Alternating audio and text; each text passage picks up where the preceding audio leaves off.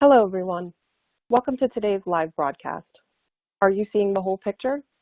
Introducing backgrounded membrane imaging as a multi-use analytical tool for developability assessment through late-stage formulation.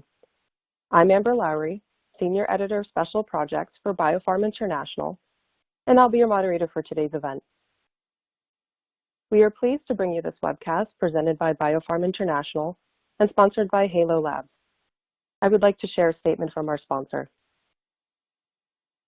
Halo Labs in Burlingame, California, is a venture-backed scientific instrumentation and consumable company that commercializes high-throughput biopharmaceutical formulation and quality control tools for subvisible particle analysis using state-of-the-art custom optics and image processing techniques.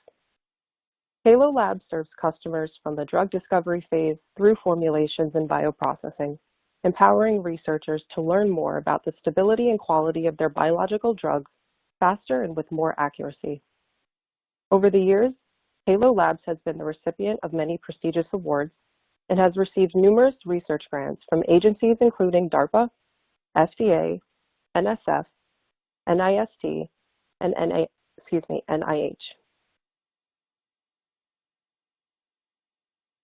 We have a few important announcements before we begin. This webcast is designed to be interactive, and we encourage you to ask questions during the event. You can submit questions by typing them in the Q&A box, which can be found on the right-hand side of your screen. You can enlarge the slide window by clicking on the small square icon in the upper right-hand corner of the slide window, or by hovering your mouse over the lower right-hand corner and dragging the window to the desired size. The slides will advance automatically during the event. If you have any technical problems viewing or hearing this presentation, please click on the question mark Help widget in the dock at the bottom of your presentation window. Before we introduce today's speaker, I'd like to ask our audience to participate in two brief polling questions. Please click directly on the screen to enter your answers. Here is the first question. Are you currently using subvisible particle analysis to assess large aggregates during development? Yes or no? Again, are you currently using subvisible particle analysis to assess large aggregates during development? Yes or no?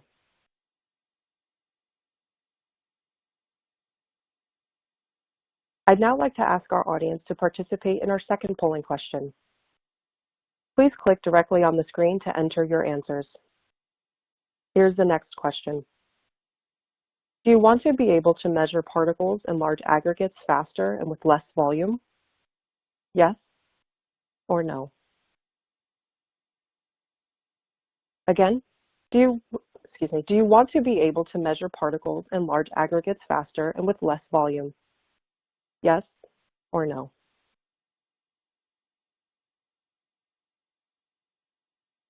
Thank you for participating in our poll. I would now like to introduce today's speaker. We are pleased to be joined today by Rick Gordon. Rick serves as the Vice President of Sales for Halo Labs. He oversaw the commercial launch of the Horizon system in 2017 and currently supports Halo Labs' ongoing commercial development and customer support. Prior to Halo Labs, Rick has held similar positions over the past 20 years in several life sciences instrumentation companies. Rick holds degrees from the University of Washington and the University of Maine and has scientific training in tumor immunology, cell biology, and botany. Outside of his professional life, Rick enjoys cycling, gardening, and spending time with his family. Thank you for joining us today, Rick. Please get us started. Thanks, Amber. Hello, everybody, and thanks for everyone for attending today's webinar. So today's theme is going to be, what are you seeing and what are you missing? Are you really seeing everything that you can when you're characterizing and developing your drug product? And to address this question and this theme, we're going to specifically talk about protein aggregates. We're going to be talking about large aggregates, the kind that are 1 micron and larger, which are typically called subvisible particles. These particles, or large aggregates, are very important because not only are they regulated, but they are an indicator of stability. And as everybody knows, you often need multiple tools to characterize the stability of your drug product. However, early in development, these large aggregates are often overlooked.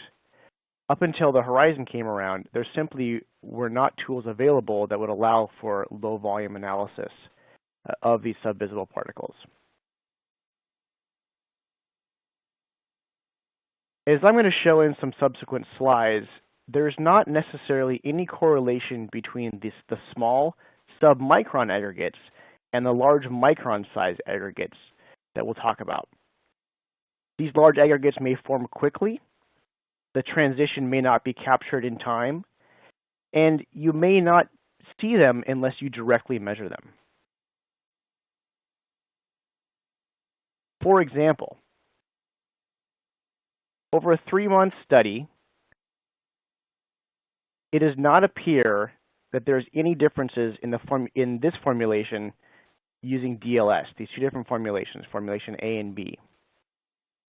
You'd conclude that this sample is very stable and there is no formulation differences. However, if you look at subvisible particles, you can see there's clear differences between the 2 different formulations.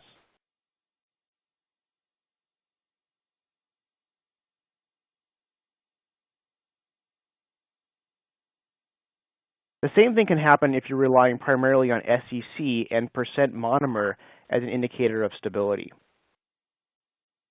Here on the left, you can see that you've got 97% monomer, but on the right, looking for subvisible particles, there's aggregates everywhere. The sample clearly has stability issues. So what we have is we have the Horizon system to address the gaps in monitoring stability. This is a very low volume technique. You can use 25 microliters. You can use more if you want to, but the minimum volume is 25 microliters. It is a 96-well format. There's 1 minute per sample, and this system measures aggregates from 2 microns up to 4 millimeters. So it addresses the subvisible range, but it also addresses the visible range as well. The Horizon is based on a method called backgrounded membrane imaging. And backgrounded membrane imaging, or BMI, is derived from the USP 788 membrane microscopy method. And what we've done is we have taken that method and just brought it into the current age. The old method that you would find in the USP is a membrane microscopy method where you manually count the particles on a membrane. We have taken this method and we have made it smaller volume, and we've placed it inside an automated microscope. So you can think of the Horizon as an automated microscope that operates on a 96-well plate, which is our membrane, and that plate is a 0.4 micron polycarbonate membrane. And what this allows you to do is it allows you to get a lot of work done in one day. You can run 1 sample if you want to. You can run 96 samples if you want to. In a 1 day, you can run 3 to 4 full plates of samples. So you really can start screening samples. You can test multiple conditions. You can do full DOE experiments if you want to as well. The workflow on the Horizon is extremely simple. You simply background a plate, load your sample, and take a measurement. We background the plate, which is like a blank. You can think of it like a blank of a cuvette or taking a blank in an ELISA assay. And what we're going to end up with is we're going to end up with 2 pictures, and the Horizon is going to align those 2 pictures and subtract the background image from the measurement image. Here's an example of what it looks like. This is what the membrane, just a blank membrane. It's got texture. It looks like a membrane under a microscope. Then we load our sample. And we take another picture, and this is what the image of our particles or our aggregates look like. And you can see here in this image that some particles are very easy to see and some particles are very difficult to see. This is because we have not done the background subtraction yet. Once we do the background subtraction, you can see that the particles are very easy to see. They pop out. So we have subtracted away all of the background noise of the membrane itself. From here, the instrument is going to automatically count, size, and characterize all of the particles that are on the membrane surface. One question that people often ask is, where are these particles coming from? Are they really protein aggregates, or are they from another source? Now, this is important not only from a regulatory perspective, but it's also important from a developability and a formulations perspective as well. You want to know what particles or what aggregates can you address through formulations, or what particles and aggregates you can address by changing your process.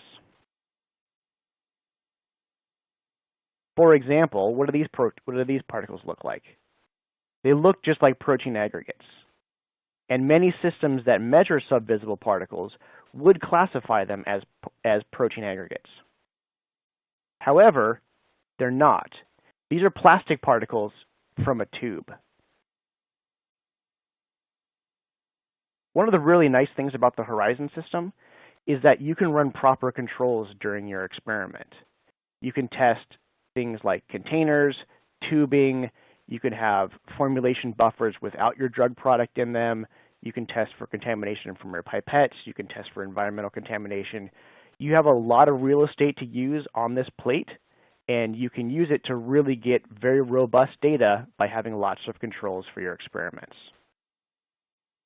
In addition, it only requires 25 microliters and 1 minute per sample, so you're not going to waste a lot of sample running extra controls, and you're not going to waste a lot of time either.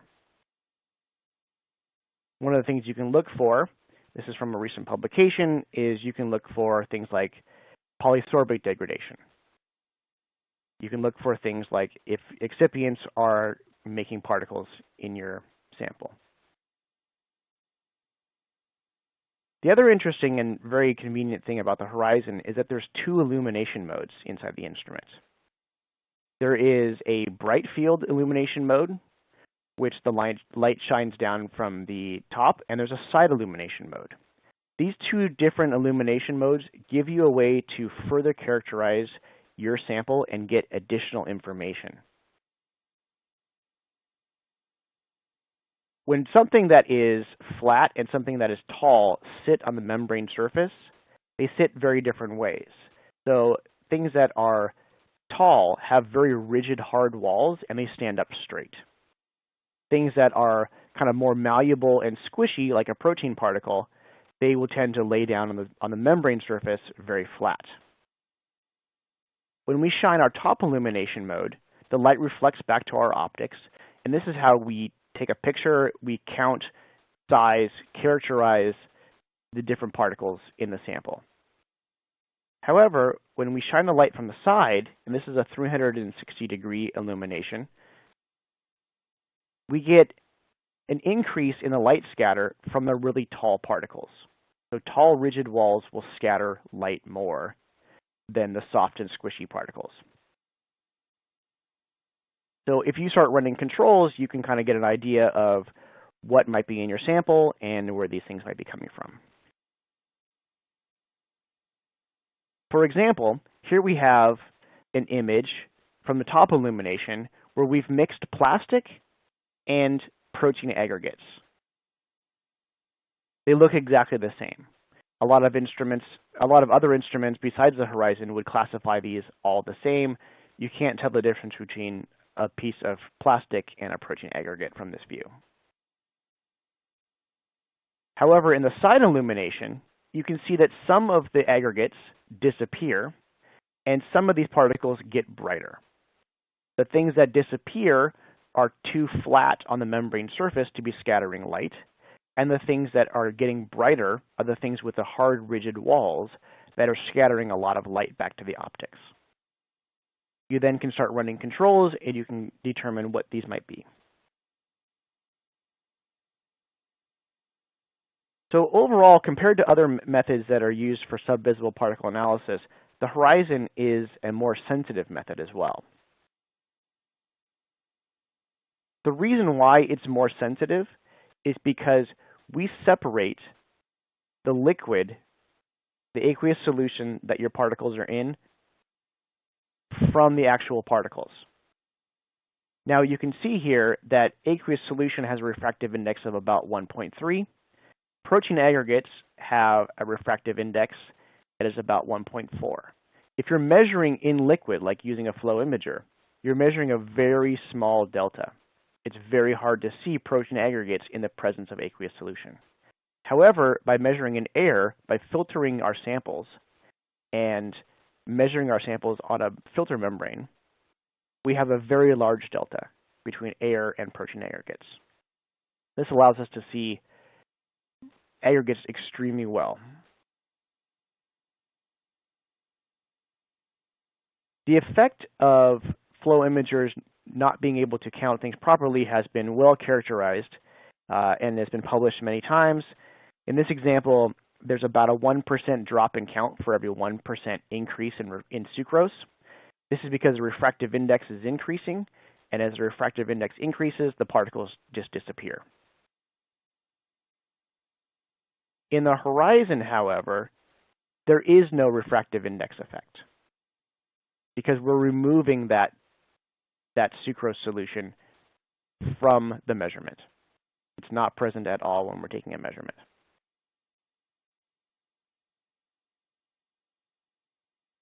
Now, this can be a very dramatic problem if you have translucent particles. With translucent particles, they can be completely missed and undercounted.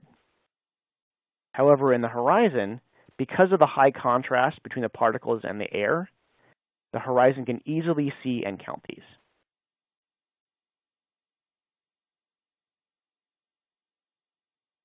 Because the Horizon is a low volume method, you can use it early in development, but because it's based on a USP 788 method, and it's even mentioned in the latest 1788 revisions that are online with the USP, you can use it in every stage throughout your process.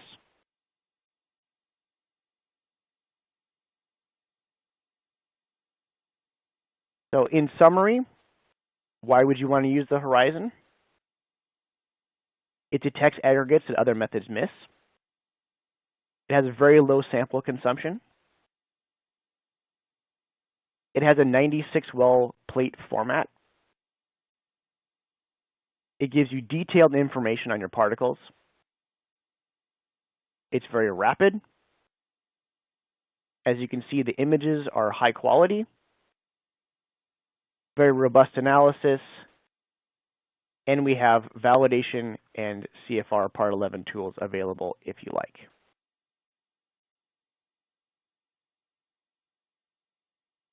With that, I thank you for attending, and I'm going to hand it over back to Amber for some questions and answer. Thank you, Rick, for such an informative presentation. Before we get started on the question and answer session, I would like to remind our audience how to submit questions. You can submit questions by typing them in the Q&A box, which can be found on the right-hand side of the presentation window. And our first question is, can you use more volume than 25 microliters if you want? Yes, thank you. So 25 microliters is just the minimum quantitative volume that we specify for the Horizon. You can certainly add larger volumes if you want to. You can do more volume in the same well if you like, or if you like, you can also split your sample up between multiple wells and run, 3 wells, 5 wells, 10 wells, however many you want to. That's good to know. Thank you. And what is the detection range of the instrument? Good question. So the Horizon can effectively detect one particle on the membrane on the lower end. So on the upper end, it depends on the size of the particles, but generally speaking, you can detect between about 600,000 to 1 million particles per milliliter. And that would be a really stressed sample. So that would certainly be a sample that you'd want to address. And from some publications that I've read recently, I've seen the linear range reported in line with other instruments that are on the market. Great. On to our next question. Can I reuse the same well multiple times? That's a common question that we get, and we do not recommend that you reuse the same well multiple times. You can, however, use the same plate multiple times. So in a day, you can run 5 wells, and then tomorrow you can run another 5 wells. So you can use half a plate today and half a plate tomorrow. The wells are it only costs $1 per well to run one of these plates, so sample cost consideration is really not something that you have to be worried about. Great. And next question, can the sample loading be automated? Yeah, so although it is very easy to pipette onto these membranes, you can do it with a single channel pipette or a multi-channel pipette. We do have customers who are running through a lot of samples in a day, and they do have a liquid handler pipetting onto these membranes. So the plates are 96 well SBS format plate, so any liquid handler can handle that. And I've seen many different types of grippers be able to grip these plates in a liquid handler as well. Great. And is this method reproducible? Yeah, so the reproducibility question, let me break it apart into two bits. So you can certainly measure reproducibility in 2 different ways. It is very easy to validate the reproducibility in the horizon. You can look at sample reproducibility by running replicates. So that's very easy to do. But you can also run instrument and measurement reproducibility. You can reread the plate multiple times. And this is because the samples are retained on that membrane surface. They don't go into waste. So you can keep reading that plate multiple times to get a true assessment of measurement reproducibility in addition to sample reproducibility. So this is something that's really unique to the Horizon system. That's an important distinction. Thank you. Another question, do you recommend working in a laminar flow hood? It really depends on if you want to control for environmental contaminants. If you're simply doing something like ranking formulations, then working on an open benchtop is perfectly okay. But you can certainly place both the sample preparation or even the whole instrument inside of a hood. We even have customers operating in clean rooms. It really depends on your own decision and to what things you want to control. You can always get a sense of the environmental contamination by running a few blank wells without any sample in them, and this will give you an idea of how dirty or clean your lab is, and then you can make decisions from there. That's great to know. And our audience also wants to know, can you use the plate for IR analysis using an IR microscope for particle identification? No, we do not currently have it spec'd for that. Okay, great. Thank you for letting us know. So how is the liquid removed? The liquid is removed through a vacuum manifold. And so as you add the sample, the liquid is, the vacuum manifold is off when you add the sample, and then you simply turn, the plate just rests on a vacuum manifold, you turn the vacuum on, and the liquid just goes right through. So that membrane is a 0.4 micron filter, and so anything that is within the size range that we are measuring is retained on that surface of the membrane, and liquid and anything that is below the size range that we're measuring is going to be filtered through. Thank you, Rick. Our audience wants to know, what is the max size resolution we can get?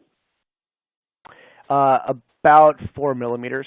So anything that fits within that well is the maximum size range that you can read here. So we can read, we've seen things like insect legs, human hair, eyelashes, that you can certainly put that in there to test the size. Great. And another question, how does the BMI handle colored solutions, specifically dark yellow or red colors? The ones that I've worked with and my colleagues have worked with, the colored solution goes right through the membrane, and it doesn't impact the reading at all. That's good to know. Thank you. Next question, is there any limit on the protein concentration range that can be studied? We have gone up to about, I think the highest we've gone to is 200 mg per mil protein.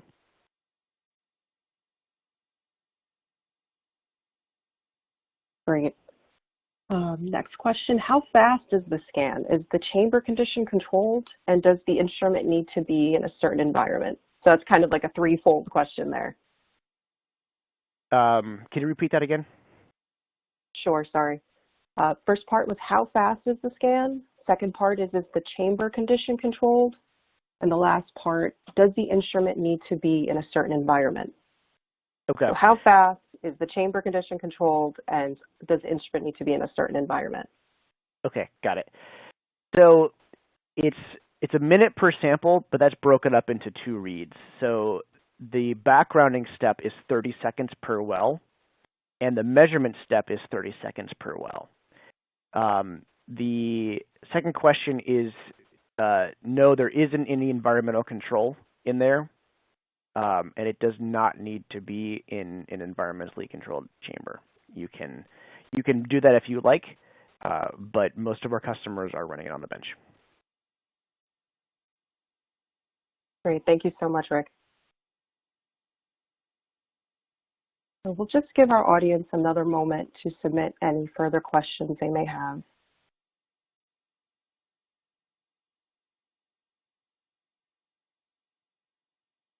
Just as a reminder, you can submit questions by typing them in the Q&A box, which can be found on the right-hand side of the presentation window. We have another one. How do you differentiate between